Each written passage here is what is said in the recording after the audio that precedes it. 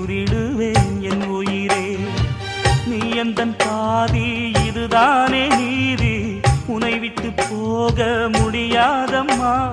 மறைந்தாலும் நான் மறு ஜென்மமே என்றும் தேடி வரும் சொந்தம் இது கண்மணி. அதை தள்ளிவிட நியாயம் என்ன கண்மணி. இது நீ இருக்கும், இது நீ இருக்கும் நெஞ்சமடி கண்மணி. இன்று யாரடிச்சு வெண்முதடி கண்மணி. ஒரு வீடு கட்டி வச்சிருந்தேன் கண்மணி, அது வெட்ட வெளியாச்சுதடி